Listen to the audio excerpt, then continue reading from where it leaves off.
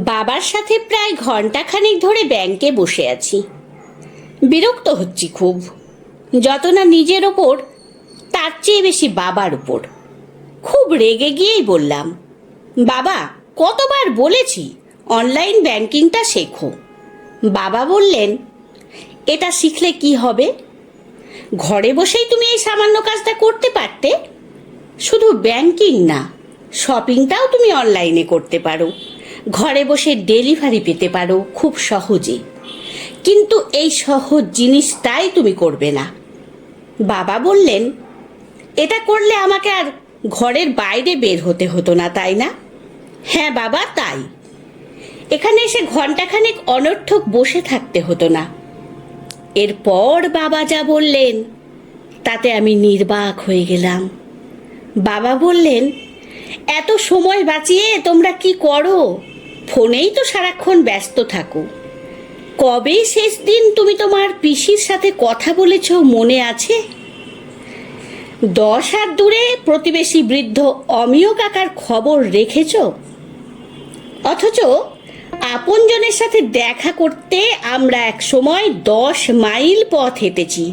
সময় বাঁচানোর চিন্তা করিনি কখনো। মানুষ হয়ে যদি মানুষের পাশেই না থাকি, তবে এত সময় বাঁচিয়ে কি হবে বলো? বাবার কথা পাশ থেকে মানুষজন শুনছেন, আমি চুপচাপ বসে আছি। বাবা বললেন, ব্যাংকে প্রবেশের পর থেকে 4 জন বন্ধুর সাথে কুশল বিনিময় করেছি। তুমি জানো আমি ঘরে একা, তাই ঘর থেকে বের হয়ে আসাটাই আমার আনন্দের। এইসব মানুষের সাহচর্যটাই আমার সঙ্গ। আমার তো এখন সময়ের কমতি নেই, মানুষের সাহচর্যেরই কমতি আছে। ডিভাইস, হোম ডেলিভারি এনে দেবে আমায় মানুষের সাহচর্য। মনে পড়ে 2 বছর আগে আমি অসুস্থ হয়ে পড়েছিলাম। যে দোকান থেকে আমি দৈনন্দিন কেনাকাটা করি, তিনিই তো আমাকে দেখতে এসেছিলেন। আমার পাশে আমার মাথায় হাত রেখেছিলেন। চোখ অশ্রুসিক্ত হয়েছিল। তোমার ডিভাইস বড়জোর একটা যান্ত্রিক ইমেল পাঠাবে, কিন্তু আমার পাশে বসে থেকে আমার চোখের অশ্রু তো মুছে দেবে না। চোখের অশ্রু মুছে দেওয়ার মতো কোনো ডিভাইস কি তৈরি হয়েছে? সকালবেলা হাঁটতে গিয়ে তোমার মা একদিন পড়ে গিয়েছিলেন। কে তাকে ঘরে পৌঁছে দিয়েছিল? অনলাইন মানুষের অ্যাকাউন্ট চেনে, সে তো মানুষ চেনে না। মানুষের ঠিকানা চেনে, রাস্তায় পড়ে থাকা মানুষের ঘর তো চেনে না। এই যে মানুষ আমার শয্যার পাশে ছিল, তোমার মাকে ঘরে পৌঁছে দিল, কারণ দৈনন্দিন নানা প্রয়োজনে একজন আরেকজনকে চিনছি। সব কিছু যদি অনলাইন হয়ে যায়, মানুষ হিউম্যান টাচটা কোথায় পাবে বলো? আর পায় না বলেই পাশের ঘরে মানুষ মরে গিয়ে লাশ হয়ে থাকে। দুর্গন্ধ না আসা পর্যন্ত কেউ কারো খবরও রাখে না। বড় বড় অ্যাপার্টমেন্টগুলো আমাদের অ্যাপার্টি দিয়ে গেছে। পুরো পাড়ায় একটা টেলিভিশনে কোনো অনুষ্ঠান একসাথে দেখে সবার আনন্দ আমরা একসাথে জড়ো করতাম। এখন আমরা রুমে রুমে নানা ডিভাইস জড়ো করেছি, কিন্তু আনন্দ জড়ো করতে পারিনি। এই যে ব্যাংকের ক্যাশিয়ার দেখছো, তুমি ওনাকে ক্যাশিয়ার হিসেবেই দেখেছো, সেলসম্যানকে সেলসম্যান হিসেবেই দেখেছো, কিন্তু আমি সুখ দুঃখের অনুভূতির একজন মানুষকেই দেখেছি। তার চোখ দেখেছি, তার মুখের ভাষা দেখেছি, হৃদয়ের কান্না দেখেছি, ঘরে ফেরার আকুতি দেখেছি।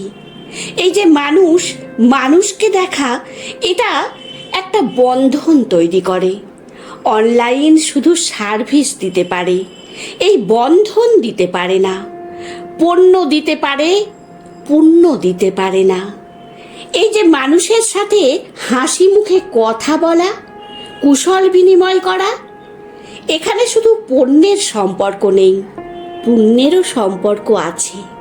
বাবা, তাহলে টেকনোলজি কি খারাপ? বাবা বললেন, না, টেকনোলজি খারাপ না। অনেক কিছু সহজ করে দিয়েছে নিঃসন্দেহে সত্য। ভিডিও কলের মাধ্যমে লাখে লাখে ছেলে মেয়েরা পড়ছে, শিখছে, এটা তো টেকনোলজিরই উপহার। তবে টেকনোলজির নেশাটাই খারাপ। স্ক্রিন অ্যাডিকশান ড্রাগ অ্যাডিকশানের চেয়েও কোনো অংশে কম নয়। দেখতে হবে ডিভাইস যেন আমাদের মানবিক সত্তার মৃত্যু না ঘটায়। আমরা যেন টেকনোলজির দাসে পরিণত না হই। মানুষ ডিভাইস ব্যবহার করবে, মানুষের সাথে সম্পর্ক তৈরি করবে, কিন্তু ভয়ঙ্কর সত্য হলো এখন আমরা মানুষকে ব্যবহার করি আর ডিভাইসের সাথে সম্পর্ক তৈরি করি। মানুষ ঘুম থেকে উঠে আপন সন্তানের মুখ দেখার আগে স্ক্রিন দেখে। সায়েন্টিফিক রিসার্চ ইনস্টিটিউট এটাকে ভয়ঙ্কর মানসিক অসুখ বলে ঘোষণা করেছেন। কিছুদিন আগে আশা ভোসলে একটা ছবি পোস্ট করে ক্যাপশন লিখেছিলেন, আমার চারপাশে মানুষ বসে আছে কিন্তু কথা বলার মানুষ নেই, কারণ সবার হাতে ডিভাইস। বাবা দীর্ঘশ্বাস ছেড়ে বললেন, জানি না ভুল বলছি কিনা, তবে আমার মনে হয় তোমরা পণ্যের লোগো যত চেনো সজ্জনের চেহারা তত চেনো না।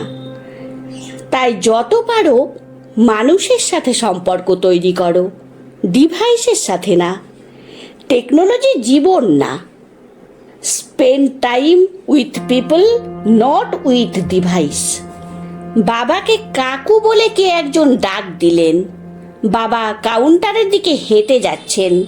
এই প্রথম আমি বুঝতে পারলাম বাবা ক্যাশিয়ারের দিকে যাচ্ছেন না, একজন মানুষ মানুষের কাছেই যাচ্ছেন।